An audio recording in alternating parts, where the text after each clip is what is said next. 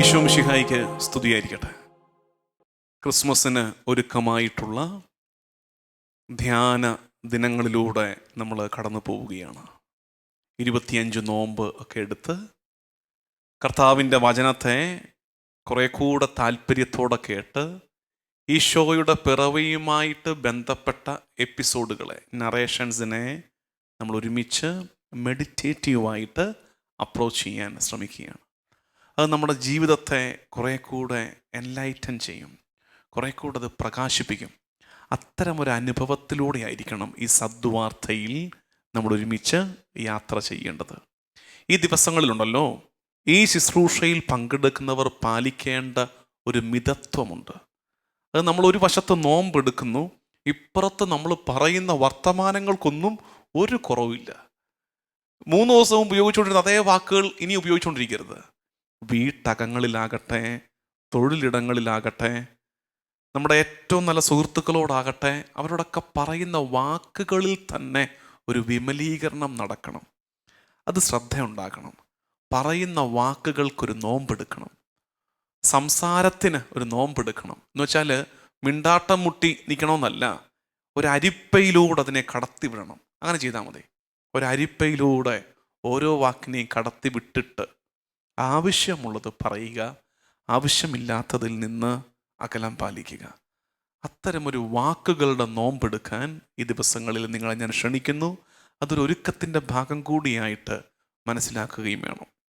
ഇന്ന് സദ്വാർത്തയുടെ 3-ാം നാൾ നമ്മൾ ചിന്തിക്കുന്ന വിഷയം, വായിക്കേണ്ട ബൈബിൾ ഭാഗം ലൂക്കായുടെ സുവിശേഷം 1-ാം അധ്യായം 26 മുതൽ 34 വരെയുള്ള വാക്യങ്ങളാണ്. ലൂക്കായുടെ സുവിശേഷം 1-ാം അധ്യായം 26 മുതൽ 34 വരെയുള്ള വാക്യങ്ങൾ. സഖറിയ എപ്പിസോഡ് കഴിഞ്ഞിട്ട് മെല്ലെ നമ്മൾ മറിയത്തിലേക്ക് വരികയാണ്. സഖറിയയിലേക്ക് നമ്മൾ തിരിച്ചു പോകും. ഇതിങ്ങനെ കയറി ഇറങ്ങിയൊക്കെ ആയിരിക്കും ഇത് പോകുന്നത്. ആദ്യത്തെ കുറച്ച് ദിവസങ്ങളിൽ നമ്മൾ വളരെ ലൈറ്റായിട്ട് ഇതിനെ അപ്രോച്ച് ചെയ്യുകയാണ്. എന്ന് വെച്ചാൽ, ഞാൻ ആദ്യം പറഞ്ഞില്ലേ, മുമ്പ് എപ്പോഴെങ്കിലുമൊക്കെ കേട്ട് ശീലിച്ചത്, നമുക്ക് പെട്ടെന്ന് മനസ്സിലാകുന്നത്, ഈ സ്ക്രിപ്ചറിൽ നിന്ന് വളരെ നേരെ നമുക്കെടുക്കാൻ പറ്റുന്നത് അത്തരം വളരെ ലഘുവായ ലളിതമായ ചിന്തകളിലൂടെ ആയിരിക്കും ഈ ആദ്യത്തെ എപ്പിസോഡുകളൊക്കെ പോകുന്നത്. അങ്ങനെ നിങ്ങളെ ഒന്ന് ഒരുക്കിയെടുത്തിട്ട് വേണം നമുക്ക് കുറച്ചും കൂടെ കാഠിന്യമുള്ളതിലേക്ക് കയറാൻ. അതായത് പൗലോസ്ലീഹ പറയുന്നില്ലേ, ഇത്രയും നാൾ നിങ്ങൾ പാല് കുടിച്ചു, ഇനി കരഭക്ഷണം കഴിക്കേണ്ട സമയമായെന്ന്. അങ്ങനത്തെ ഒരു ഷിഫ്റ്റ് സംഭവിക്കണം. ഇപ്പം നമുക്ക് മെല്ലെ പാലൊക്കെ കുടിച്ചു പോകാം. സ്റ്റാർട്ടിങ് എപ്പിസോഡുകളല്ലേ, ആ വിചാരത്തോടെ വേണം ഈ എപ്പിസോഡുകളിൽ പങ്കെടുക്കാൻ. ഇപ്പോൾ ചിലപ്പോൾ ഈ സോളിഡ് ഫുഡ് കരഭക്ഷണം ഇഷ്ടമുള്ളവരുണ്ടായിരിക്കും. അവരോർക്കും, ദൈവം ഇത് ഭയങ്കര പാലാണല്ലോ എന്ന് വിചാരിക്കുമ്പോൾ ഓർത്തേക്കണം, പാലിപ്പോൾ കുടിക്കുകയാണ്, ഇത് കഴിഞ്ഞിട്ട് നമ്മൾ സോളിഡ് ഫുഡിലേക്ക് മാറുന്നതായിരിക്കും എന്ന് ഓർക്കണം. ഒരുമിച്ച് യാത്ര ചെയ്യുകയും വേണം. ലൂക്കായുടെ സുവിശേഷം 1-ാം അധ്യായം 26 മുതൽ 34 വരെയുള്ള വാക്യങ്ങളിൽ മറിയത്തിന് കിട്ടുന്ന അറിയിപ്പാണ്, മംഗളവാർത്തയാണ്. അവിടെ ഇതിനകത്തൊരു ക്ലാസിക്കൽ ഇൻ്റർപ്രിട്ടേഷൻ കിടപ്പുണ്ട്. ഞാൻ തന്നെ ശാലോം ടി വിയിലൂടെ തന്നെ പറഞ്ഞിട്ടുള്ളൊരു കാര്യം കിടപ്പുണ്ട്. എന്നറിയാമോ? എന്തുകൊണ്ടാണ് അവിശ്വസിച്ച അല്ലെങ്കിൽ ഒരു സംശയം പ്രകടിപ്പിച്ച മറിയത്തിനും സഖറിയായിക്കും ദൈവം 2 ശിക്ഷകൾ കൊടുത്തത്? ഇതൊരു ക്ലാസിക്കൽ ചോദ്യവും ഇതിൻ്റെ ഉത്തരം ക്ലാസിക്കലുമാണ്. നിങ്ങൾക്കറിയാം. അറിയാവുന്നവർ നോർത്തെടുത്ത് നോക്കിക്കേ, ഒന്നുകൂടെ പൊടി തട്ടിയെടുത്ത് നോക്കിക്കേ. അറിയാൻ മേലാത്തവർ ഇപ്പോൾ ശ്രദ്ധയോടെ കേട്ട് മനസ്സിലാക്കുക. അതായത്, ഗബ്രിയേൽ ദൂതൻ വന്നിട്ട് ദൈവത്തിൻ്റെ പദ്ധതി പറഞ്ഞപ്പോൾ സക്കറിയായും സംശയിച്ചു, മറിയവും സംശയിച്ചു. 2 പേര് സംശയിച്ചു. എന്നിട്ട് പാവം പിടി സക്കറിയായിക്ക് മാത്രം ശിക്ഷ, നീ ഇനി കുറേ കാലത്തേക്ക് മിണ്ടണ്ടെന്ന് സക്കറിയായിക്ക് ശിക്ഷ. മറിയത്തിന് ഒരു ശിക്ഷയും കൊടുത്തുമില്ല. അതെന്തുകൊണ്ടാ? പന്തിയിൽ പക്ഷാപാതം കാണിക്കരുതെന്നൊക്കെ നമ്മൾ പറയത്തില്ലേ? കൊടുക്കുകയാണെങ്കിൽ 2 പേർക്കിട്ടും കൊടുക്കണ്ടേ ശിക്ഷ? പിന്നെ എന്താണ് മറിയത്തെ ഒടയതമ്പുരാൻ വെറുതെ വിട്ടത്? അതിൻ്റെ കാരണം രസമാണത്, അത് ലോജിക്കലാണ്. It will make sense. 2 കാരണങ്ങളുണ്ട് പ്രധാനമായിട്ടും. 2 കാരണങ്ങൾ. ഒന്നാമത്തെ കാരണം സക്കറിയായിക്ക് ദൈവത്തിൻ്റെ അരുളപ്പാടുണ്ടായത് എവിടെ വെച്ചാണ്? ദേവാലയത്തിൽ വെച്ച് ദൈവദൂതനെ കണ്ടപ്പോൾ സക്കറിയ ഞെട്ടേണ്ട കാര്യമുണ്ടോ? ഭയപ്പെടേണ്ട കാര്യമുണ്ടോ? അവൻ നിൽക്കുന്നത് ദേവാലയത്തിലല്ലേ? ദേവാലയത്തിൽ ദൈവദൂതനെ കണ്ടപ്പോൾ സക്കറിയായ്ക്ക് അത്ഭുതം. എന്താ ഇവിടെ എന്ന് ചോദിക്കുന്ന കൈപ്പോയി. അതായത് പരിശുദ്ധ ബലിപീഠത്തിന്റെ മുമ്പാകെ, പരിശുദ്ധ സാന്നിധ്യത്തിന്റെ മുമ്പാകെ ധൂപാർപ്പണം ചെയ്ത പുരോഹിതൻ ദൈവദൂതനെ കണ്ടപ്പോൾ ചോദിക്കുന്നത് എന്താ ഇവിടെ, ഇതെന്താ ഇവിടെ പതിവില്ലാതെ? ദൈവ സാന്നിധ്യത്തിന്റെ ഇടമായിരുന്നു അത്. ആ റിയലൈസേഷനിലേക്ക് സക്കറിയായ്ക്ക് വരാൻ പറ്റിയില്ല. ദൈവാലയത്തിൽ ദൈവമല്ലാതെ പിന്നെ ആരാ സംസാരിക്കേണ്ടത്? പക്ഷെ അത് എക്സ്പെക്ട് ചെയ്തില്ല, അൺഎക്സ്പെക്റ്റഡ് ആയിപ്പോയി. അത് സക്കറിയായ്ക്ക്. മറിയത്തിനെ കുറിച്ച് പറയുന്നത് ബൈബിളിൽ ലോക്കുസ്, ഇടം കിടപ്പില്ലെങ്കിലും ഉറപ്പായിട്ടും ദേവാലയം ആയിരിക്കത്തില്ല, അവളുടെ വീട്ടിലായിരിക്കും. അവൾ കിടന്നുറങ്ങുന്ന നേരമായിരിക്കും. നമ്മൾ സിനിമയിൽ മൂവീസിലൊക്കെ കണ്ടിരിക്കുന്ന പോലെ ചിലപ്പോൾ നിദ്രയിൽ നിന്ന് വിളിച്ചുണർത്തിയിട്ടായിരിക്കും ചിലപ്പോൾ പറഞ്ഞു കൊടുത്തത്. അതുകൊണ്ട് ഒരു ഇമ്മീഡിയറ്റ് ഷോക്കിൽ മറിയം സംശയിക്കും, അത് സ്വാഭാവികമാണ്. ദൈവ സാന്നിധ്യം പ്രതീക്ഷിക്കാത്തൊരിടത്തായിരിക്കും ആ അനുഭവം ഉണ്ടായത്. അപ്പോൾ ഒരു മറിയത്തോട് ദൈവം കാണിക്കുന്ന ഔദാര്യത്തിൻ്റെ, ശിക്ഷ കൊടുക്കാതെ വെറുതെ വിട്ടതിൻ്റെ ഒരു കാരണം ഇതായിരിക്കാം. എവിടെ വച്ചിത് സംഭവിച്ചു? രണ്ടാമത്തെ കാര്യം കുറെ കൂടെ അർത്ഥവത്താണ്. എന്തുകൊണ്ട് സക്കറിയായ്ക്ക് ശിക്ഷ കൊടുത്തു, മറിയത്തിന് ശിക്ഷ കൊടുത്തില്ല? ഉത്തരം, മറിയം ഒരിക്കലും പ്രാർത്ഥിച്ചിട്ടില്ല എനിക്കൊരു കൊച്ചിനെ വേണമെന്ന്. മറിയം ഒരിക്കലും പ്രാർത്ഥിച്ചിട്ടില്ല എനിക്കൊരു കൊച്ചിനെ വേണമെന്ന്. വിവാഹം പോലും കഴിയാത്ത പെങ്കൊച്ച് പ്രാർത്ഥിക്കുവോ എനിക്കൊരു കൊച്ചിനെ വേണമെന്ന്? അപ്പൊ മറിയം ഉറപ്പായിട്ട് ഷോക്ക്ഡ് ആകും. വിവാഹ നിശ്ചയം കഴിഞ്ഞതേ ഉള്ളൂ, അപ്പോഴേക്കും ദൂതൻ വന്നിട്ട് പറയുന്നു നിനക്കൊരു കുഞ്ഞു പിറക്കുമെന്ന്. അത് മറിയമെന്നല്ല, ലോകത്തിൽ ഏത് പെണ്ണും ഞെട്ടിപ്പോത്തില്ലേ ആ ചോദ്യത്തിന്റെ മുമ്പിൽ, ആ പറച്ചിലിന്റെ മുമ്പിൽ. ഇപ്പുറത്ത് സക്കറിയ കാലം കുറയായിട്ട് പ്രാർത്ഥിച്ചിരുന്നൊരു പ്രാർത്ഥനയ്ക്ക് ഉത്തരം വന്നു എന്നാണ് ദൂതൻ പറഞ്ഞത്. അപ്പോൾ സക്കറിയായ്ക്ക് സംശയം. അപ്പോൾ പിന്നെ സക്കറിയായ്ക്ക് ഒരു ശിക്ഷയ്ക്കുള്ള അവകാശമില്ലേ? ഇതാണ് രണ്ടുപേർ തമ്മിലുള്ള വ്യത്യാസം, സക്കറിയായും മറിയവും. എന്തുകൊണ്ട് സക്കറിയായെ കർത്താവ് ചെറുതായിട്ടൊന്ന് ശിക്ഷിച്ചു, മറിയത്തെ ശിക്ഷിക്കാതിരുന്നു? ഇനി ഇത് ഞാൻ പറഞ്ഞു, ഇത് കുറേ പേർക്ക് അറിയാവുന്നതാണ്, അല്ലെങ്കിൽ ഞാൻ തന്നെ പറഞ്ഞ് കുറേ പേര് കേട്ടിട്ടുള്ളതാണ്. അത് നമ്മൾ സ്റ്റാർട്ടിങ് പോയിന്റ് ആയിരുന്നു. ശരി, ഇന്നത്തെ ധ്യാനം അതല്ല കേട്ടോ. ഇന്നത്തെ സദ്വാർത്തയുടെ ഈ എപ്പിസോഡിൻ്റെ യഥാർത്ഥത്തിലുള്ള ധ്യാനത്തിലേക്ക് നമ്മൾ പ്രവേശിക്കുന്നേ ഉള്ളൂ. ആ ധ്യാനത്തിലേക്ക് വരുന്നത് നമ്മൾ എടുക്കേണ്ടത് ഈ രണ്ട് ഭാഗം വെച്ച് കമ്പയർ ചെയ്യണം, ബൈബിൾ എടുത്തു വെക്കണം. ലൂക്ക 1:26-34 വായിക്കണം. അവിടെയാണ് ദൈവദൂതൻ മറിയത്തോട് സംസാരിക്കുന്ന ഭാഗം. 28-ാമത്തെ വാക്യത്തിൽ ദൂതൻ അവളുടെ അടുത്ത് വന്ന് പറഞ്ഞു, ദൈവകൃപ നിറഞ്ഞവളേ സ്വസ്തി, കർത്താവ് നിന്നോടുകൂടെ. അപ്പോൾ നമ്മൾ പറഞ്ഞിട്ടില്ലേ, ഈ അഭിവാദനത്തിന്, ഈ അഡ്രസ്സിങ്ങിന് മറിയത്തിൻ്റെ റെസ്പോൺസ് 3 വെർബാണ്, 3 ക്രിയകളാണ്. ഒന്ന് ഇങ്ങനെ പറയുന്നത്, അവൾ ഈ വചനം കേട്ട് അവൾ അസ്വസ്ഥയായി. ഒന്നാമത്തെ വെർബ്, അവൾ അസ്വസ്ഥയായി. സെക്കൻഡ്, എന്താണ് ഈ അഭിവാദനത്തിൻ്റെ അർത്ഥമെന്ന് നമ്മൾ ചിന്തിച്ചു. That means A moment of silence, നിശബ്ദത. അവൾ ചിന്തിക്കുകയാണ്, എന്താണ് ഈ അഭിവാദനത്തിൻ്റെ അർത്ഥം? ചിന്തിച്ചു കഴിഞ്ഞപ്പോൾ അവൾക്ക് അല്പം കൂടെ ക്ലാരിഫിക്കേഷൻ കിട്ടണം. അവൾ എന്ത് ചെയ്യുന്നു? അടുത്ത ക്രിയ ഇങ്ങനെയാണ്, അവൾ ചോദിച്ചു. 34-ാമത്തെ വാക്യം, മറിയം ദൂതനോട് പറഞ്ഞു, ഇതെങ്ങനെ സംഭവിക്കും? നോക്കിക്കേ, മറിയത്തിൽ കടന്നു പോകുന്നൊരു പ്രോസസ്സുണ്ട്. അവൾ ആദ്യം അസ്വസ്ഥയാകുന്നു, അവൾ ചിന്തിക്കുന്നു, അവൾ ചോദ്യം ചോദിക്കുന്നു. ഇപ്പുറത്ത് സക്കറിയായ്ക്ക് പറ്റിയത്, ദൂതനെ കണ്ടപ്പോൾ അവൻ ഭയപ്പെട്ടു എന്നൊക്കെ പറയുന്നുണ്ട്. ഭയപ്പെടേണ്ട കാര്യമില്ല, പള്ളി വെച്ച് മാലാഖയെ കണ്ട ഞെട്ടേണ്ട കാര്യം എന്താ? ഭയപ്പെട്ടു എന്നൊക്കെ പറയുന്നുണ്ട്. അതിനുശേഷം മറിയത്തിനെ പോലെ അല്ല, ഒരു ഡീറ്റെയിൽഡ് എക്സ്പ്ലനേഷൻ കൊടുക്കുന്നുണ്ട് സക്കറിയായ്ക്ക്. എന്നുവെച്ചാൽ മറിയത്തോട് ഈ അഭിവാദനം, പതിവില്ലാത്തൊരു അഭിവാദനം, സക്കറിയായോട് ദൂതൻ സംസാരിക്കുന്നത് നിങ്ങൾ വായിച്ചു നോക്കണേ. ഇത് ബൈബിൾ വായിച്ചാലാണ് ഈ പറയുന്ന കാര്യം മനസ്സിലാകുന്നത്. അതായത് 13-ാമത്തെ വാക്യം തൊട്ട് ഇങ്ങോട്ട് പറയുന്നത്, നിന്റെ പ്രാർത്ഥന കേട്ടിരിക്കുന്നു, നിന്റെ ഭാര്യ എലിസബത്തിൽ നിനക്കൊരു പുത്രൻ ജനിക്കും, അവന് യോഹന്നാൻ എന്ന് പേരിടണം, നിനക്ക് ആനന്ദവും സന്തുഷ്ടിയും ഉണ്ടാകും, അനേകർ അവൻ ജനത്തിൽ ആഹ്ലാദിക്കുകയും ചെയ്യും, കർത്താവിൻ്റെ സന്നിധിയിൽ അവൻ വലിയവനായിരിക്കും, വീഞ്ഞോ മറ്റു ലഹരി പാനീയങ്ങളോ അവൻ കുടിക്കുകയില്ല, അമ്മയുടെ ഉദരത്തിൽ വെച്ചു തന്നെ അവൻ പരിശുദ്ധാത്മാവിനാൽ നിറയും, ഇസ്രായേൽ മക്കളിൽ വളരെ പേരെ അവരുടെ ദൈവമായ കർത്താവിങ്കിലേക്ക് അവൻ തിരികെ കൊണ്ടുവരും, പിതാക്കന്മാരുടെ ഹൃദയങ്ങളെ മക്കളിലേക്കും അനുസരണമില്ലാത്തവരെ നീതിമാന്മാരുടെ വിവേകത്തിലേക്കും തിരിച്ചുവിടാനും എന്നൊക്കെ പറഞ്ഞേ അങ്ങ് ഡീറ്റെയിൽ കൊടുക്കുകയാണ്. ശരിക്കും നമ്മൾ ഇങ്ങനെ വായിക്കുമ്പോൾ ദൈവം ഇത്രയും കാര്യം ദൂതൻ പറഞ്ഞായിരുന്നോ സക്കറിയായോട് എന്ന് നമുക്ക് തന്നെ തോന്നുന്നത്.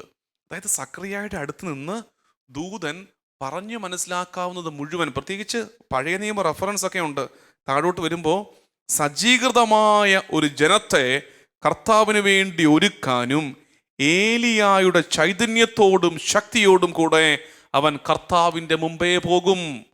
പുരോഹിതനായ സഖറിയായിക്ക് ഇത് മനസ്സിലാക്കണമായിരുന്നു. കാരണം മിശിഹ വരുന്നതിന് മുമ്പ് ഏലിയ വീണ്ടും വരും എന്നൊരു പ്രതീക്ഷ ആർക്കുണ്ട്? ഇസ്രായേൽ സമൂഹത്തിനുണ്ട്. അപ്പൊ ആ ദൗത്യമേൽപ്പിച്ച് ഒരുക്കപ്പെട്ടവനാണ് ഈ വരാൻ പോകുന്നവൻ. ഇത്രയും ഡീറ്റെയിൽസ് സഖറിയായിക്ക് ദൈവദൂതൻ പറഞ്ഞു കൊടുത്തപ്പോൾ അടുത്തത് 18-ാമത്തെ വാക്യം. ഇവിടേക്കാണ് ഇതിൻ്റെ കോമഡി ഇരിക്കുന്നത്. 18-ാമത്തെ വാക്യത്തിൽ സഖറിയ എന്ന പുരോഹിതൻ ചോദിക്കുകയാണ്, ഞാനിതെങ്ങനെ അറിയും? ഞാൻ വൃദ്ധനാണ്, എൻ്റെ ഭാര്യ പ്രായം കവിഞ്ഞവളുമാണ്. എൻ്റെ പൊന്നു സഖറിയായേ, നീ പുരോഹിതനല്ലേടാ? നീ വായിച്ചറിഞ്ഞിട്ടില്ലേ? ഇതിനു മുമ്പും കർത്താവ് വന്ധ്യ എന്ന് വിളിക്കപ്പെട്ടവളുടെ ഉദരത്തിൽ ജീവനെ നിക്ഷേപിച്ച എത്രയെത്ര കഥകൾ, എത്രയെത്ര ചരിത്ര നേരുകൾ നീ കണ്ടിട്ടുണ്ട്. സാറായിക്ക്, റാഹേലിന്, ഹന്നായിക്ക് പഴയ നിയമത്തിൽ എത്രയോ വട്ടം അബ്രാഹത്തിന്റെ ഭാര്യ സാറ, യാക്കോബിന്റെ ഭാര്യ റാഹേൽ, ഏൽക്കാനയുടെ ഭാര്യ ഹന്ന, സാമുവേലിന്റെ അമ്മ, ഇവർക്കൊക്കെ വന്ധ്യതയുടെ ഒരു ഘട്ടത്തിന് ശേഷം ദൈവം ജീവന്റെ വാതിൽ തുറന്നു കൊടുക്കുന്നത് പുരോഹിതനായ സഖറിയായിക്ക് നിശ്ചയമായും അറിവുള്ളതല്ലേ? ഇതെല്ലാം കേട്ടിട്ടേ ഈ പഴയ അറിവുകൾ, ദൂതന്റെ നീളൻ വർത്തമാനം ഇതെല്ലാം കഴിഞ്ഞപ്പോൾ സഖറിയ ചോദിക്കുന്ന ചോദ്യം, ഞാനിതെങ്ങനെ അറിയും? ഞാൻ വൃദ്ധനാണ്, എൻ്റെ ഭാര്യ പ്രായം കവിഞ്ഞവളുമാണ്. അതായത് നമ്മൾ നാട്ടുഭാഷയെ പറയത്തില്ല, ഏതപ്പാ കോതമംഗലം എന്ന് പറയുന്നത് പോലെയാണ്. ഇത്രയും കഷ്ടപ്പെട്ട് ദൂതന് ഡീറ്റെയിൽസ് എല്ലാം പറഞ്ഞു കഴിഞ്ഞപ്പോൾ ഇവിടെ നിന്നുകൊണ്ട് പൊട്ടനാട്ടം കാണുന്നത് പോലൊരു മറുപടിയായിപ്പോയി സഖറിയായിട്ടത്. അപ്പോഴാണ് ദൂതൻ പറയുന്നത് 20-ാമത്തെ വാക്യം, യഥാകാലം പൂർത്തിയാകേണ്ട എൻ്റെ വചനം അവിശ്വസിച്ചത് കൊണ്ട് നീ മൂകനായി തീരും. ഇവ സംഭവിക്കുന്നത് വരെ സംസാരിക്കാൻ നിനക്ക് സാധിക്കുകയില്ല. ഇനിയാണ് നമുക്കുള്ള ധ്യാനം. സഖറിയായെ പിടിച്ച് മൂകനാക്കി, മിണ്ടാണ്ടിരിക്കുന്നീ, വലിയ വർത്തമാനം പറയാതെ മിണ്ടാണ്ടിരിക്കുക. മറിയമോ, ശ്രദ്ധിച്ചേ, രണ്ടിടത്തെ വ്യത്യാസം എന്നറിയാമോ? മറിയം ദൈവത്തിരഹിതം കേട്ടപ്പോൾ തന്നെ ഒന്ന് മിണ്ടാതെ നിന്നു. എന്ത്? അവൾ അസ്വസ്ഥയായി, അവൾ ചിന്തിച്ചു. എന്താ അതിൻ്റെ അർത്ഥം? അവൾ മനനം ചെയ്തു, അവൾ ധ്യാനിച്ചു, അവൾ നിശബ്ദയായി, അവൾ മൗനിയായി. ആ മൗനത്തിൻ്റെ ഒടുക്കം അവൾ പറയുന്ന കാര്യമാണ്, ഇതാ കർത്താവിൻ്റെ ദാസി. മൗനത്തിൻ്റെ ഒടുക്കം അവൾ പറഞ്ഞ കാര്യമാണ്, ഇതാ കർത്താവിൻ്റെ ദാസി. ഇപ്പുറത്തൊരാള് മൗനം ഭജിക്കേണ്ട നേരത്ത് അവൻ പറഞ്ഞുകൊണ്ടേയിരിക്കുന്നു, ഇതെങ്ങനെ സംഭവിക്കും? എൻ്റെ ഭാര്യ പ്രായം കവിഞ്ഞവളാണല്ലോ എന്നൊക്കെ കർത്താവിൻ്റെ പദ്ധതിക്ക് നേരെ ചോദ്യം ചോദിച്ചവനോട് ദൂതൻ പറയുന്നു, നീ മിണ്ടാതിരിക്കടാ. അപ്പൊ ഇതിൻ്റെ അർത്ഥം കിട്ടുന്നുണ്ടോ? എന്താ ഇതിൻ്റെ അർത്ഥം? ദൈവിക പദ്ധതി മനസ്സിലാക്കാൻ ഉള്ള എളുപ്പ വഴി മിണ്ടാണ്ടിരിക്കുക. ദൈവത്തിൻ്റെ പദ്ധതി മനസ്സിലാക്കാനുള്ള എളുപ്പ വഴി മിണ്ടാണ്ടിരിക്കുക. കുറച്ചു നേരം ഒന്ന് നിശബ്ദയായി ഇരിക്കുമ്പോൾ ദൈവിക രഹസ്യങ്ങളുടെ അർത്ഥവും ആഴവും അറിയാൻ തക്കവിധം നമ്മുടെ ബുദ്ധി തെളിയും. യഥാർത്ഥത്തിൽ ഇന്നത്തെ ആത്മീയ സംസ്കാരത്തിൽ നമുക്ക് നഷ്ടപ്പെട്ടു പോകുന്ന ഒന്ന് ഈ മൗനമാണ്, പ്രിയമുള്ളവരെ. ഈ നിശബ്ദതയുടെ ഡൈമെൻഷൻ നമുക്ക് നഷ്ടമായി പോവുക. നമ്മൾ വിലയിരുത്തി നോക്കിക്കേ, ഇത് വഴക്കും വക്കാണോ ഒന്നും അല്ലെന്നേ, മനസ്സിലാക്കാൻ വേണ്ടിയിട്ടാണ്. ഒന്ന് മനസ്സിലാക്കി നോക്കിക്കേ, നമ്മുടെ പ്രാർത്ഥനകൾ എന്താണ്? ഒന്നുകിൽ നമ്മുടെ പ്രാർത്ഥന ഒരു ടെക്സ്റ്റുവൽ പ്രെയർ നമ്മൾ നോക്കി പ്രാർത്ഥിക്കും, ഒരു പ്രിന്റഡ് പ്രെയർ നമ്മൾ നോക്കി പ്രാർത്ഥിക്കും. അല്ലെങ്കിൽ ആരെങ്കിലുമൊക്കെ നമ്മളെ ആനിമേറ്റ് ചെയ്യും, കൈ പൊക്കിക്കേ സ്തുതിച്ചേ എന്നൊക്കെ പറഞ്ഞ് മറ്റൊരാൾ ലീഡ് ചെയ്യുമ്പോൾ ആ ലീഡർഷിപ്പിൻ്റെ പിന്നാലെ നമ്മൾ പ്രാർത്ഥിക്കും. ഇതൊന്നുമല്ലാതെ വെറുതെ കർത്താവിൻ്റെ അടുത്ത് പോയി നിശബ്ദതയിൽ ഇരിക്കാൻ നമ്മളുടെ എത്ര പേർക്ക് പറ്റുന്നുണ്ട്? ശരിക്കും നമ്മുടെ സ്പിരിച്വൽ കൾച്ചറിൽ നമുക്ക് നഷ്ടപ്പെട്ടു പോയ ഒന്നായിട്ട് എന്തു മാറുകയാണെന്നറിയാമോ? നിശബ്ദത മാറുകയാണ്. ശരിക്കും നമുക്ക് പള്ളിക്കകത്തൊക്കെ കുറച്ചു നേരം ഒരു മിണ്ടാട്ടോ ഇല്ലാതെ ഇരിക്കാൻ പറ്റുകയില്ല. അവന് കുറച്ചു നേരം മിണ്ടാതിരുന്നാൽ കുറഞ്ഞ പക്ഷം നമ്മൾ ആ കീബോർഡ് 2 കുത്തെങ്കിലും കുത്തും, 2 കട്ട പിടിക്കും. അപ്പോഴെങ്കിലും നമുക്കൊരു അനക്കം കിട്ടണം. നമുക്ക് ഇടയ്ക്കിടയ്ക്ക് ഒരു അനക്കം വന്നാലും നമുക്ക് പ്രാർത്ഥന വരത്തുള്ളൂ. ഉള്ളു പിടയ്ക്കണം, ഉള്ളു പിടയ്ക്കണം. കർത്താവിൻ്റെ അടുത്ത് മൗനിയായി ഒന്നിരിക്കണം. പ്രിയമുള്ള ദൈവജനമേ, ഇന്നത്തെ ഹോംവർക്ക് എന്നറിയാമോ? ഇന്നത്തെ ഹോംവർക്ക് ഭയങ്കര പാടാണേ. മറ്റേത് എഴുതാനും പിടിക്കാനും ഒക്കെ നമുക്ക് പറ്റും, കാരണം നമുക്ക് അങ്ങനെ വർക്ക് ചെയ്യാൻ ഇഷ്ടമുള്ളവരാണല്ലോ. ഇന്നത്തെ ഹോംവർക്ക് ഭയങ്കര പാടാണ്. ചെയ്യാൻ പറ്റും നോക്ക്. സിമ്പിളാണ്, പക്ഷെ ഭയങ്കര പാടാണ്. 15 മിനിറ്റ് ഈ ശുശ്രൂഷയിൽ പങ്കെടുക്കുന്ന, സദ്വാർത്തയിൽ പങ്കെടുക്കുന്നവർക്കുള്ള ഈ 3-ാം നാളിൻ്റെ ഹോംവർക്ക്, 15 മിനിറ്റ് കർത്താവിൻ്റെ അടുത്ത് വെറുതെ ഒന്ന് ഇരുന്ന് കൊടുക്കുക. മിണ്ടണ്ട, ഒരു പ്രാർത്ഥനയും ചെല്ലണ്ട, കൊന്ത ചെല്ലണ്ട, കരണക്കൊന്ത ചെല്ലണ്ട, കുരിശിൻ്റെ വഴി ചെല്ലണ്ട, ബൈബിള് വായിക്കണ്ട, ഒരു പ്രിന്റഡ് പ്രാർത്ഥനയും നോക്കി പ്രാർത്ഥിക്കേണ്ട. വെറുതെ നിശബ്ദതയിൽ കർത്താവിൻ്റെ സന്നിധിയിൽ ഒരല്പനേരം ഇരിക്കുക. ആ ഇരിപ്പ് തന്നെ എന്തൊരനുഭവം എന്നറിയാമോ? ആ ഇരിപ്പിൽ കർത്താവ് നമ്മളോട് സംസാരിക്കും. ഇപ്പം നമ്മുടെ പ്രാർത്ഥന, ശരിക്കും നമ്മൾ പണ്ട് പ്രാർത്ഥനയ്ക്ക് പഠിച്ച നിർവചനം എന്തായിരുന്നു പ്രിയമുള്ളവരെ? പണ്ട് സൺഡേ സ്കൂളിൽ എന്താണ് പ്രാർത്ഥന എന്ന് പഠിച്ചതാ. എന്താണ് പ്രാർത്ഥന? സൺഡേ സ്കൂളിൽ പണ്ട് പഠിച്ച ഡെഫിനിഷൻ ഒന്ന് പറഞ്ഞേ, നിർവചനം ഒന്ന് പറഞ്ഞു നോക്കട്ടെ. പണ്ടത്തെ ബാല്യത്തിൻ്റെ പാഠങ്ങളൊക്കെ ഇപ്പോഴും കയ്യിലുണ്ടെന്ന് നോക്കട്ടെ. എന്താണ് പ്രാർത്ഥന? അതിൻ്റെ ഉത്തരം വീട്ടിൽ 2 പേർ ഒരുമിച്ചിരുന്നെങ്കിലും കേൾക്കുന്നവർ വേഗം ഒന്ന് പറഞ്ഞു നോക്കിക്കേ. എന്താണ് പ്രാർത്ഥന? പണ്ട് പഠിച്ച ഡെഫിനിഷനാണ്. പ്രാർത്ഥന എന്നാൽ ദൈവവും മനുഷ്യനും തമ്മിലുള്ള സംഭാഷണമാണ്. എന്നിട്ട് നിങ്ങൾ പറഞ്ഞേ, ഇന്നത്തെ പ്രാർത്ഥനയിൽ സംഭാഷണം എവിടെയാ ഉള്ളത്? ഇന്നത്തെ പ്രാർത്ഥനകളിൽ സംഭാഷണം എവിടെയാ ഉള്ളത്? ദൈവത്തിന് മിണ്ടാൻ ഗ്യാപ്പ് കൊടുക്കാത്ത രീതിയിൽ നമ്മൾ ഇങ്ങനെ ചലച്ചുകൊണ്ടിരിക്കുകയല്ലേ? ശരിക്കും ദൈവത്തിന് മിണ്ടാനേ ഒരല്പം ഗ്യാപ്പ് കൊടുക്കാൻ പോലും പറ്റാതെ നമ്മൾ ഇങ്ങനെ കണ്ടിന്യൂസ് ആയിട്ട് വർത്തമാനം പറയുകയല്ലേ? ഒരാൾ മാത്രം വർത്തമാനം പറയുന്നതിൻ്റെ പേര് സംഭാഷണമെന്നല്ലല്ലോ, അത് റേഡിയോ പ്രഭാഷണമെന്നല്ലേ? അതുകൊണ്ട് പ്രാർത്ഥന സംഭാഷണമാകുന്നത് നീ മൗനം അവലംബിക്കുമ്പോഴാണ്. നീ മിണ്ടാണ്ടിരിക്കുന്ന നേരത്ത് കർത്താവിന് സംസാരിക്കാനുള്ള സമയം നീ കൊടുക്കുകയാണ്.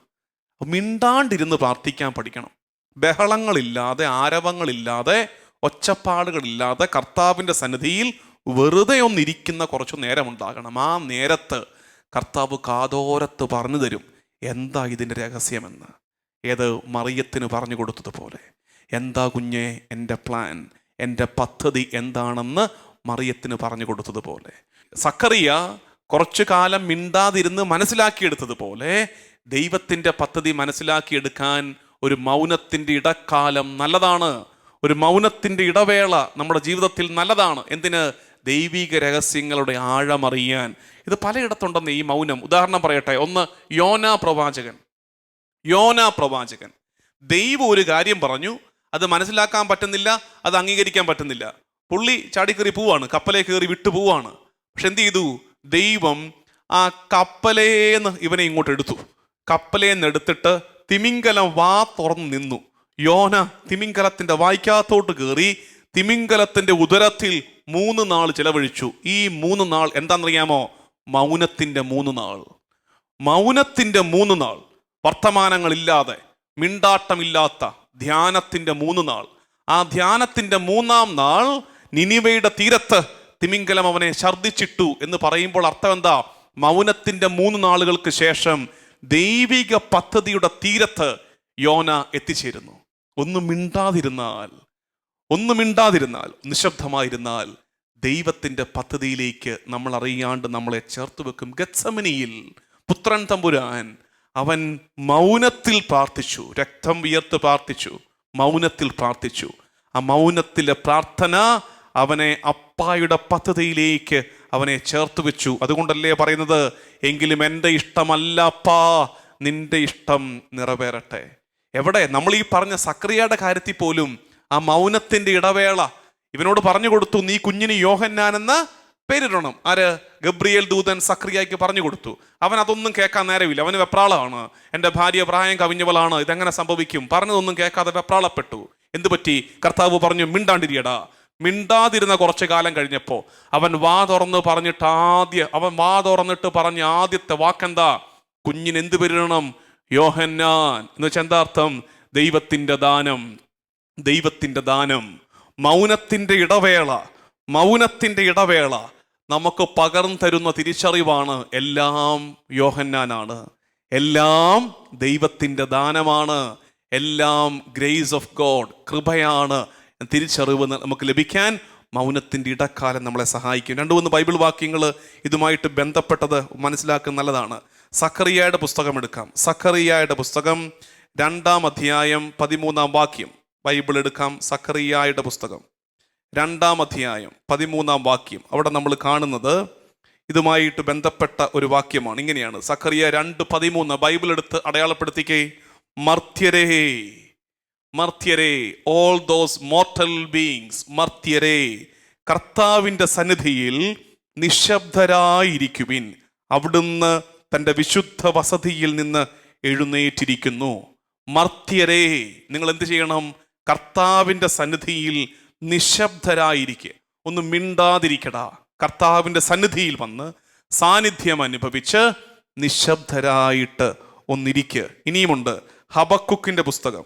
ഹബക്കുക്ക് പുസ്തകം 2-ാം അധ്യായം 20-ാം വാക്യം. ഹബക്കുക്ക് 2:20 വീണ്ടും അടയാളപ്പെടുത്തിക്കൂ. ഹബക്കുക്ക് 2:20. എന്നാൽ കർത്താവ് തൻ്റെ വിശുദ്ധ മന്ദിരത്തിലുണ്ട്, ഭൂമി മുഴുവൻ അവിടുത്തെ മുൻപിൽ മൗനം ഭജിക്കട്ടെ. ഭൂമി മുഴുവൻ ദൈവത്തിന് മുമ്പാകെ മൗനം ഭജിക്കട്ടെ, മിണ്ടാതിരിക്കട്ടെ. നിശബ്ദതയോടെ ദൈവത്തിന് മുമ്പാകെ ജനം ഇരിക്കട്ടെ. ഒടുവിലത്തെ വാക്യം, ഇന്ന് നിങ്ങൾ ഗൗരവത്തോടെ സ്വീകരിക്കേണ്ട ബൈബിൾ വാക്യം ഇതാണ്. ഹോംവർക്ക് ഓൾറെഡി പറഞ്ഞു കഴിഞ്ഞതാണ്, ഹോംവർക്ക് പറഞ്ഞു കഴിഞ്ഞു. ഇപ്പം നമ്മൾ ചെയ്യുന്നത് ഈ ബൈബിൾ വാക്യം 2-3 ആവർത്തി അല്ലെങ്കിൽ പല ആവർത്തി പ്രാർത്ഥിക്കണം. 2ാമത്തെ ഹോംവർക്കാണിത്. ഈ ബൈബിൾ വാക്യം 2-3 ആവർത്തി പ്രാർത്ഥിക്കണം. 1ാമത്തെ ഹോംവർക്ക് ഇന്നൊരു 15 മിനിറ്റ് പേഴ്സണൽ പ്രയർ, ഒരു ടെക്സ്റ്റും ഒരു പേപ്പറും നോക്കാതെ, ബൈബിൾ വായിക്കാതെ, കർത്താവിൻ്റെ അടുത്ത് നിശബ്ദതയിൽ. ആ 15 മിനിറ്റ് പ്രൊഡക്റ്റീവ് അല്ല, വേസ്റ്റേജ് ഓഫ് ടൈം ആണ് എന്നൊന്നും ചിന്തിക്കരുത്. ആ ഇരുപ്പിൽ ദൈവസ്വരം നീ കേൾക്കും, ആ ഇരുപ്പിൽ ദൈവസ്വരം നീ കേൾക്കും. വെറുതെ ഇരുന്ന് കൊടുക്കുക. ഇനി ജോബിൻ്റെ പുസ്തകം. ശരിക്കും നമുക്ക് ഇന്ന് മൗനത്തെക്കുറിച്ച് കേട്ട ഈ ദിവസം നമുക്കുണ്ടാകേണ്ട ആറ്റിറ്റ്യൂഡ് ഇതാണ്. ജോബ് 40:3-7. ജോബ് 40:3-7 ബൈബിൾ എടുത്തു. ഞാൻ അല്പം വെയിറ്റ് ചെയ്യാം, കാരണം നമുക്കിത് ഒരുമിച്ച് വായിക്കാം. ഞാനിത് വായിക്കുമ്പോൾ നിങ്ങളുടെ ബൈബിളിൽ നിങ്ങളുടെ വീട്ടിലിരുന്ന് ഒത്തിരി ചോദ്യങ്ങൾ കർത്താവിനോട് ചോദിച്ച, ഒത്തിരി പിണങ്ങിയ നമ്മൾ ഈ വാക്യം നമ്മുടെ ഓരോരുത്തരുടെയും വീട്ടിലിരുന്ന് ഒരുമിച്ച് കർത്താവിനെ നോക്കി വായിക്കാൻ പോവാണ്. ജോബ് 40:3-4-5 വാക്യം ഇങ്ങനെയാണത്.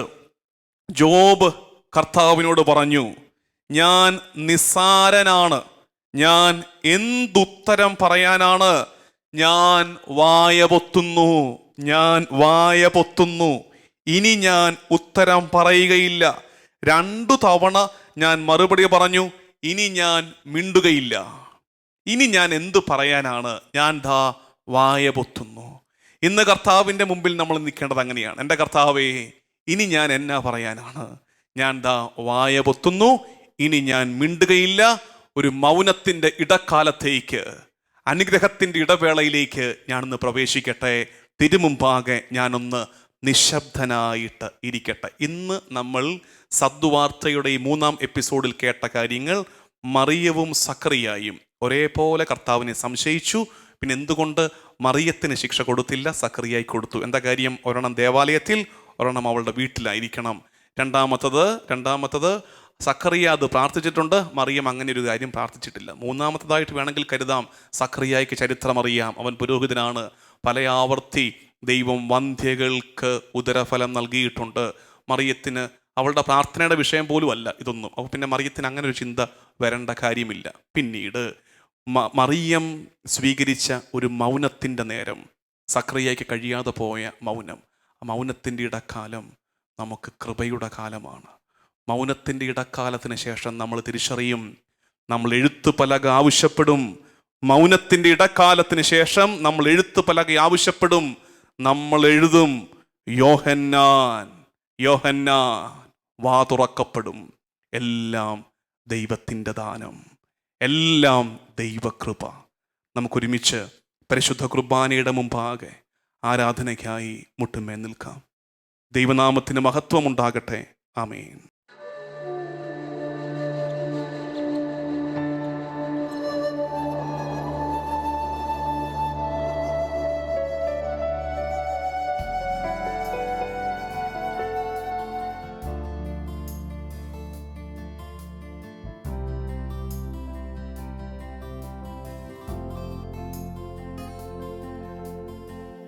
ദൈവപിതാവേ,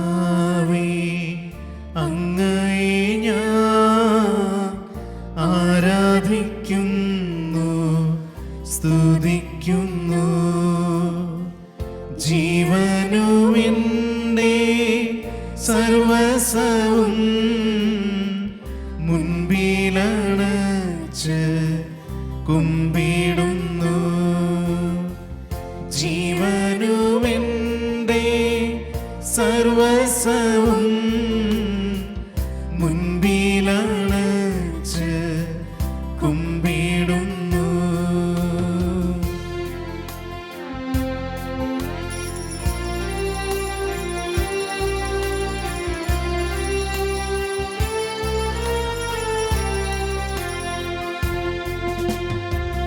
യേശുവേ നാഥ, അങ്ങയെ ഞാൻ ആരാധിക്കുന്നു, സ്തുതിക്കുന്നു. ജീവനുമെൻ്റെ സർവസ്വവും മുൻപിലണച്ച് കുമ്പിടുന്നു. ജീവനുമെൻ്റെ സർവസ്വവും മുൻപിലണച്ച് കുമ്പിടുന്നു.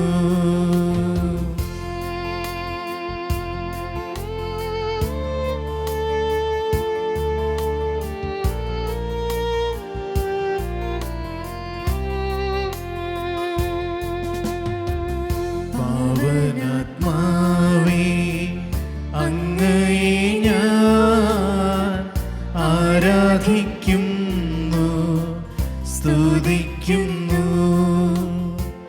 ജീവനുമെൻ്റെ സർവസ്വവും മുൻപിലണച്ച് കുമ്പിടുന്നു. ജീവനുമെൻ്റെ സർവസ്വവും മുൻപിലണച്ച് കുമ്പിടുന്നു. ഹല്ലേലൂയ, ഹല്ലേലൂയ, ഹല്ലേലൂയ, ഹല്ലേലൂയ, ഹല്ലേലൂയ, ഹല്ലേലൂയ, ഹല്ലേലൂയ, ഹല്ലേലൂയ.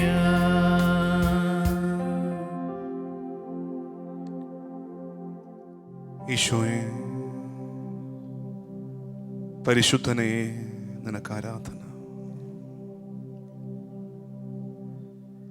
കർത്താവേ, നിന്റെ സാന്നിധ്യത്തിൻ്റെ മുമ്പാകെ എളിയവരും നിസ്സാരരുമായി ഞങ്ങളെ വീണ്ടും ഇങ്ങനെ ഒരുമിച്ച് കൂട്ടുന്നതിന് നിനക്ക് നന്ദി. കർത്താവേ,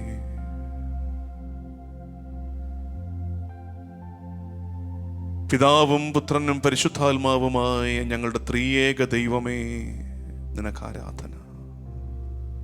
ദൈവജനമേ, ആരാധനയുടെ ഈ ആരംഭ നിമിഷങ്ങളിൽ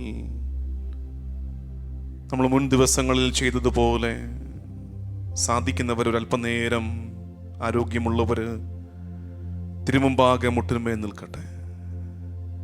കർത്താവിൻ്റെ പരിശുദ്ധിയെ, അവൻ്റെ മഹത്വത്തെ ഏറ്റുപറഞ്ഞ് നമ്മൾ ആരാധിക്കട്ടെ.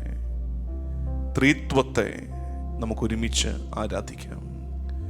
ദൈവപിതാവേ, അങ്ങേ ഞങ്ങൾ ആരാധിക്കുന്നു. ജീവനും എൻ്റെ സർവസ്വവും നിന്റെ മുമ്പിൽ അണച്ച് കുമ്പിടുന്നുവെന്ന് പറയുമ്പോൾ ദൈവപിതാവിൻ്റെ സ്നേഹത്തെ ഓർത്തെടുക്കാം. യഥാർത്ഥത്തിൽ നമ്മൾ ആഘോഷിക്കാൻ ഒരുങ്ങുന്ന ക്രിസ്മസ് പിതാവിൻ്റെ സമ്മാനമാണ്. തൻ്റെ ഏകജാതനെ നൽകുവാൻ തക്കവിധം ലോകത്തെ അത്രയധികമായി സ്നേഹിച്ച പിതാവിൻ്റെ സമ്മാനമാണ് ക്രിസ്മസ്. പിതാവേ, നിനക്ക് ആരാധന. ഞങ്ങളെ സൃഷ്ടിച്ച് പരിപാലിക്കുന്നവനെ, പൂർവപിതാക്കന്മാരിലൂടെ പ്രവാചകന്മാരിലൂടെ ഞങ്ങളോട് സംസാരിച്ച അപ്പാ, നിനക്ക് ആരാധന. ദൈവജനമേ, മനസ്സറിഞ്ഞ് അർത്ഥമറിഞ്ഞ് നമുക്ക് പാടി പ്രാർത്ഥിക്കാം ഒരിക്കൽ കൂടെ. ദൈവപിതാവേ, അങ്ങേ ഞങ്ങൾ ആരാധിക്കുന്നു. ജീവനും എൻ്റെ സർവസ്വവും നിന്റെ മുൻപിൽ അണച്ച് കുമ്പിടുന്നു. ദൈവപിതാവേ, അങ്ങയെ ഞാൻ ആരാധിക്കുന്നു, സ്തുതിക്കുന്നു. ജീവനുമെൻ്റെ സർവസ്വവും മുൻപിലണച്ച് കുമ്പിടുന്നു. ജീവനുമെൻ്റെ സർവസ്വവും മുൻപിലണച്ച് കുമ്പിടുന്നു. പുത്രൻ തമ്പുരാനെ, നിനക്ക് ആരാധന. മനസ്സറിഞ്ഞ് കർത്താവിൻ്റെ സ്നേഹത്തെ, സ്വർഗം നിറഞ്ഞ് ഭൂമിയിലേക്ക് ചാഞ്ഞിറങ്ങിയ കർത്താവിൻ്റെ സ്നേഹത്തെ, പുത്രൻ തമ്പുരാൻ്റെ സ്നേഹത്തെ നമുക്ക് ഓർത്തെടുക്കാം. പുത്രൻ തമ്പുരാനെ, ഞങ്ങൾക്ക് വേണ്ടി വന്നു പിറന്നവനെ, കാലിത്തൊഴുത്തിൻ്റെ ദാരിദ്ര്യത്തിലേക്ക്, ഞങ്ങളുടെ സാധാരണത്വങ്ങളിലേക്ക് വന്നിറങ്ങിയവനെ, നിനക്ക് ആരാധന. 30 ആണ്ടുകൾ മാതാപിതാക്കൾക്ക് വിധേയനായി അനുസരണത്തിൽ ജീവിച്ച് അനുസരണത്തിൻ്റെ നല്ല പാഠം ഞങ്ങളെ പഠിപ്പിച്ച കർത്താവ് തമ്പുരാനെ, 3 ആണ്ടിൻ്റെ പരസ്യജീവിത കാലത്ത് സ്വർഗരാജ്യത്തിൻ്റെ സുവിശേഷം പ്രഘോഷിച്ചവനെ, ഞങ്ങളെ പഠിപ്പിക്കാനും പ്രചോദിപ്പിക്കാനുമായി അത്ഭുതങ്ങളും അടയാളങ്ങളും ഞങ്ങളുടെ കൺമുമ്പിൽ പ്രവർത്തിച്ച കർത്താവ് തമ്പുരാനെ, രക്ഷ ഞങ്ങൾക്ക് നൽകാനായി പാടുപീഡകൾ ഏറ്റെടുത്ത് കുരിശിൽ മരിച്ച കർത്താവേ, എന്നുമെന്നും കൂടെയായിരിക്കാൻ ഈ പരിശുദ്ധ കുർബാന സ്ഥാപിച്ച ഈശോയെ, നിനക്ക് ആരാധന. യേശുവേ നാഥ, അങ്ങേ ഞങ്ങൾ ആരാധിക്കുന്നു.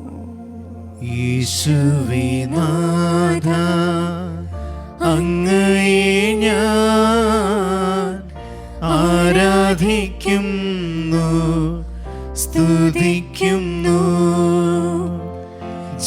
ജീവനുമെൻ്റെ സർവസ്വവും മുൻപിലണച്ച് കുമ്പിടുന്നു. ജീവനുമെൻ്റെ സർവസ്വവും മുൻപിലണച്ച് കുമ്പിടുന്നു. ത്രിത്വത്തിലെ 3-ാമത്തെ ആളായ റുഹാദ കുദിശായേ, നിനക്ക് ആരാധന. ആദിയിൽ ജലത്തിൻ്റെ മേൽ ചലിച്ച ആത്മാവേ, നിനക്ക് ആരാധന. ഞങ്ങൾക്കായി വാഗ്ദാനം ചെയ്യപ്പെട്ട റൂഹായേ, നിനക്ക് ആരാധന. രക്ഷാകര കർമ്മത്തിന്, വീണ്ടെടുപ്പിന് ആരംഭം കുറിച്ച പരിശുദ്ധാത്മാവേ, മറിയത്തോട് പറയപ്പെട്ടത് പരിശുദ്ധാത്മാവ് നിന്റെ മേൽ വരുമെന്നാണല്ലോ. രക്ഷാകര കർമ്മത്തിന് വീണ്ടും നാന്ദി കുറിച്ച പരിശുദ്ധാത്മാവേ, നിനക്ക് ആരാധന. ഈശോയുടെ വാഗ്ദാനമായ റൂഹായേ, നിനക്ക് ആരാധന. ഞാൻ പോയി കഴിയുമ്പോൾ നിങ്ങൾക്കായൊരു സഹായകനെ അയക്കുമെന്ന കർത്താവിൻ്റെ വാഗ്ദാനമായ റുഹാദ കുദിശായേ, നിനക്ക് ആരാധന. നമുക്കൊരുമിച്ച് പാടി ആരാധിക്കാം. പരിശുദ്ധാത്മാവേ, പാവനാത്മാവേ, നിനക്ക് ആരാധന. പാവനാത്മാവേ, അങ്ങയെ ഞാൻ ആരാധിക്കുന്നു, സ്തുതിക്കുന്നു. ജീവനുമെൻ്റെ സർവസ്വവും മുൻപിലണച്ച് കുമ്പിടുന്നു. ജീവനുമെൻ്റെ സർവസ്വവും മുൻപിലണച്ച് കുമ്പിടുന്നു. ഈശോയെ, നിന്റെ സാന്നിധ്യത്തിൻ്റെ മുമ്പാകെ ആയിരുന്നു കൊണ്ട് ഞങ്ങൾ ഇന്ന് കേട്ട വചനത്തെ ഞങ്ങൾ ഒരുമിച്ച് ധ്യാനിക്കട്ടെ. സക്കറിയായെയും മറിയത്തെയും ഞങ്ങൾ ധ്യാനിക്കുകയായിരുന്നു. സ്വർഗത്തിൻ്റെ അരുളപ്പാടുണ്ടാകുമ്പോൾ ഒരാള് ഒരു ധ്യാനത്തിന് ശേഷം അതിനെ അംഗീകരിക്കുമ്പോൾ മറ്റൊരാൾ ധ്യാനത്തിൻ്റെ ഇടവേള അനുവദിക്കാതെ മറുചോദ്യം ചോദിച്ചു തുടങ്ങുകയാണ്. കർത്താവേ, മറിയത്തെ പോലെ ആകേണ്ടവരാണ് ഞങ്ങളെന്ന് തിരിച്ചറിയുന്നു. ഒരു ധ്യാനത്തിൻ്റെ ഇടക്കാലം നിന്റെ തിരുമനസ് മനസ്സിലാക്കാൻ, ധ്യാനിച്ചെടുക്കാൻ ഞങ്ങളെ സഹായിക്കുമെന്ന് ഞങ്ങൾ കേൾക്കുകയായിരുന്നു. പക്ഷെ നിർഭാഗ്യവശാൽ ഞങ്ങൾ പലപ്പോഴും സക്കറിയായെ പോലെ ആയിപ്പോവുകയാണ്. സക്കറിയായെ പോലെ പരിഭ്രാന്തരാവുകയും ചോദ്യങ്ങൾ ചോദിക്കുകയും ചെയ്യുകയാണ്. സ്വർഗത്തിൻ്റെ പദ്ധതിയെ അംഗീകരിക്കാനാവാതെ, ദൈവതിരഹിതത്തോട് അനുസരണവും എളിമയും കാട്ടാനാവാതെ വെപ്രാളപ്പെട്ടു പോകുന്നവരായിട്ട് ഞങ്ങൾ മാറിപ്പോകുന്നു. ഈശോ, ഞങ്ങളിന്ന് കേട്ടതൊക്കെ മൗനത്തെക്കുറിച്ചാണ്. ഞങ്ങളിന്ന് കേട്ടതൊക്കെ നിശബ്ദരായിരിക്കേണ്ടതിൻ്റെ ആവശ്യകതയെക്കുറിച്ചാണ്. കർത്താവേ, മൗനത്തിൻ്റെ ആത്മീയത ഞങ്ങളെ പഠിപ്പിക്കണമേ. നിശബ്ദരായി ഇരിക്കുന്നതിൻ്റെ മെച്ചത്തെക്കുറിച്ച് ഞങ്ങൾക്ക് നീ പറഞ്ഞു തരണമേ ഇനിയും. ഈശോ, ചില നേരങ്ങളിൽ അപ്രതീക്ഷിത സംഭവങ്ങളിൽ ഞങ്ങൾ ഉലഞ്ഞു പോകുമ്പോൾ, ഞങ്ങളുടെ കാഴ്ചയിലും ഞങ്ങളുടെ പരിധിയിലും പരിമിതിയിലും നിൽക്കാത്ത അപ്രതീക്ഷിത കാര്യങ്ങൾ ഞങ്ങളുടെ ജീവിതത്തിൽ സംഭവിക്കുമ്പോൾ താളം തെറ്റിയും ക്രമം തെറ്റിയും പോകുന്ന ജീവിതങ്ങൾ ഉണ്ടാകുകയാണ്. കർത്താവേ, ആ നേരത്തൊന്ന് നിശബ്ദരായിരിക്കാൻ, മൗനത്തോടെ നിന്റെ തിരുഹിതത്തെ ധ്യാനിച്ചെടുക്കാൻ ഞങ്ങളെ പഠിപ്പിക്കണമേ. ഗത്സമനിയിൽ നീ മുനിയായിരുന്നു പ്രാർത്ഥിച്ചതുപോലെ, രക്തം വിയർപ്പ് തുള്ളിയായി ഇറ്റുവീണ ഒരു രാവിൽ അപ്പായുടെ തിരുഹിതത്തെ നിശബ്ദതയിൽ നീ വായിച്ചെടുത്തതുപോലെ, ആ പുണ്യനിമിഷങ്ങൾക്കൊടുവിൽ അപ്പാ, എൻ്റെ ഇഷ്ടമല്ല തിരുഹിതം നിറവേറപ്പെടട്ടെ എന്ന് നീ പ്രാർത്ഥന ചൊല്ലി അവസാനിപ്പിച്ചതുപോലെ, മൗനത്തിൻ്റെ ഇടക്കാലങ്ങൾ കർത്താവേ, തിരുഹിതത്തെ ഏറ്റുപറയാനും അംഗീകരിക്കാനും ഞങ്ങളെ പഠിപ്പിക്കുമല്ലോ.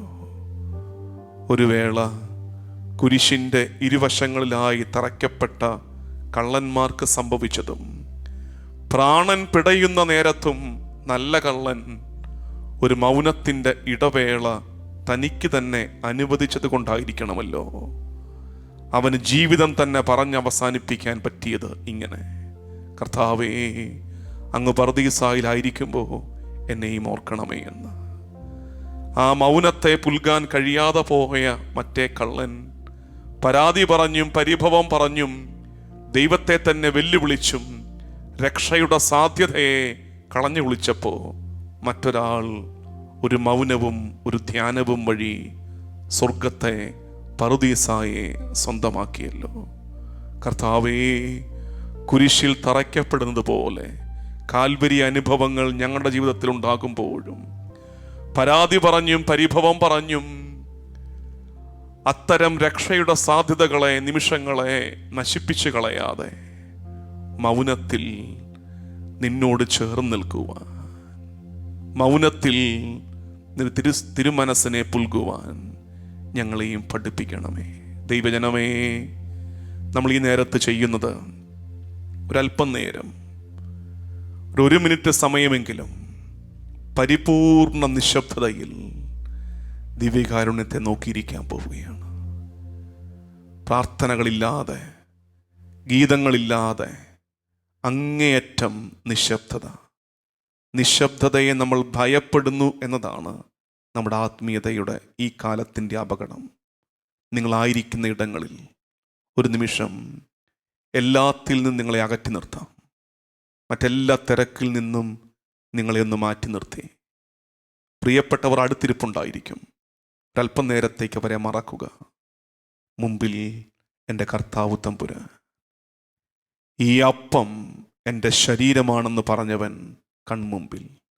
അവനെ നോക്കി അവൻ്റെ മൃദുമന്ത്രണത്തിന് കാതോർത്ത് പരിപൂർണ നിശബ്ദതയിൽ നമുക്കായിരിക്കാം.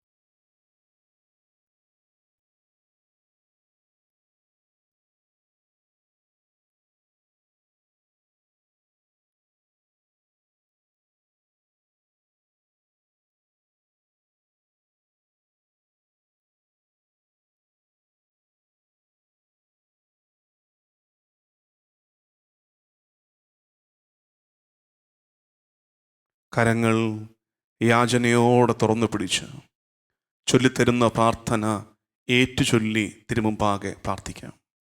കർത്താവായ ഈശോയേ, കർത്താവായ ഈശോയേ, നിന്റെ സാന്നിധ്യത്തെ ഞങ്ങൾ ഏറ്റുപറയുന്നു. മൗനത്തോടെ നിശബ്ദതയിൽ നിന്റെ തിരുമുമ്പാകെ ഒത്തിരി നേരം ചെലവഴിച്ച് അനുഗ്രഹങ്ങളുടെ നിമിഷങ്ങളെ സ്വന്തമാക്കുവാൻ തിരിഹിതം മനസ്സിലാക്കുന്ന നേരങ്ങൾ ഞങ്ങളുടെ ജീവിതത്തിൽ ഉണ്ടാകുവാൻ കർത്താവേ കൃപ തരണമേ. ആമേൻ. പ്രിയമുള്ളവരെ, നമ്മുടെ ഹൃദയത്തിൻ്റെ തേങ്ങലുകളെ,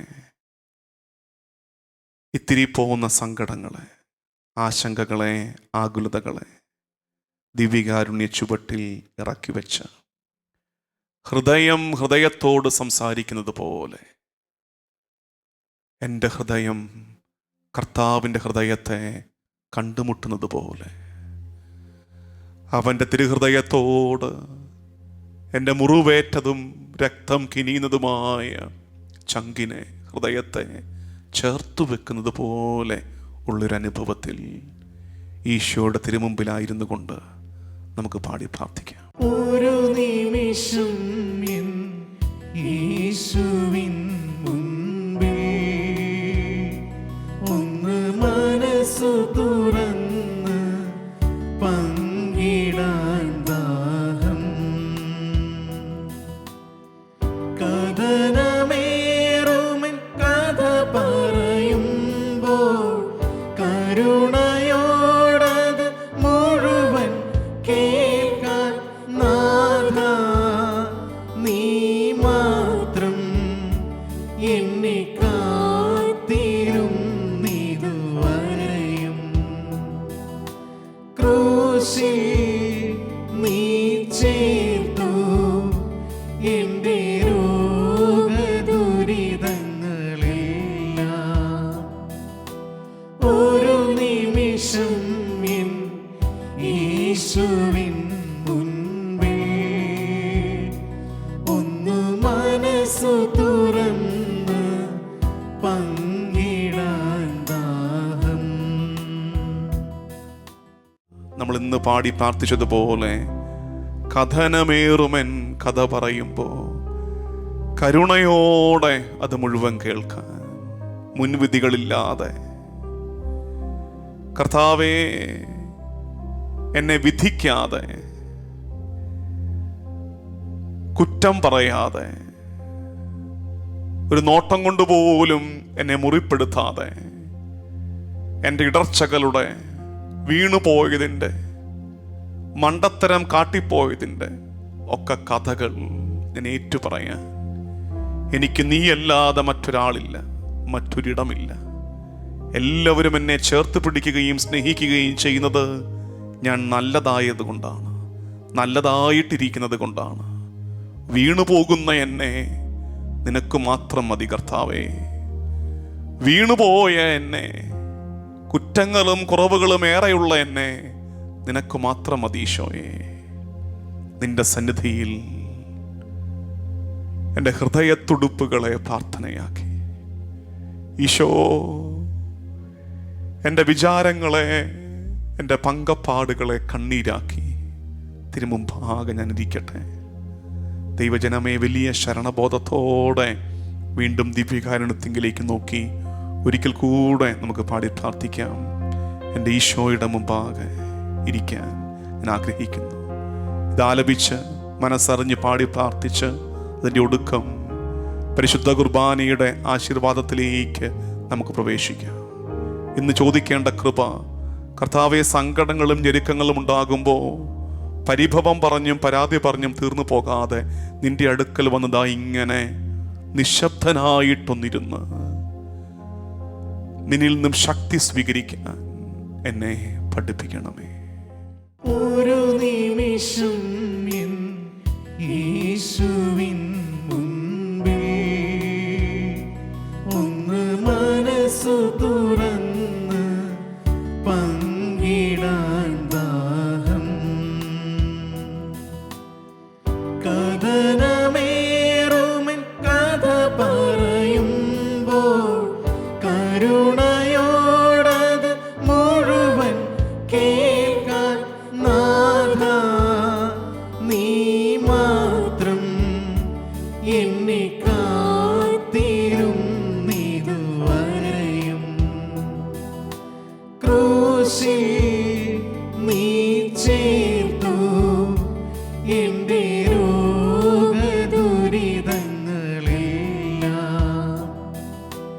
ഒരു നിമിഷം യേശുവിൻ മുൻപിൽ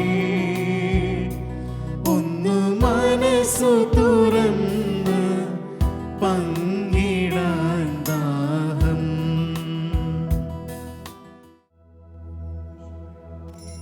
യേശുവേ ആരാധന, യേശുവേ ആരാധന, യേശുവേ ആരാധന, യേശുവേ ആരാധന, ആരാധന, ആരാധന, ആരാധന, ആരാധന, ആരാധന, ആരാധന, ആരാധന, ആരാധന. പരിശുദ്ധ പരമമാം ദിവ്യകാരുണ്യമേ, എന്നുമെന്നും അങ്ങേയ്ക്കാരാധന. പരിശുദ്ധ പരമമാം ദിവ്യകാരുണ്യമേ, എന്നുമെന്നും അങ്ങേയ്ക്കാരാധന. പരിശുദ്ധ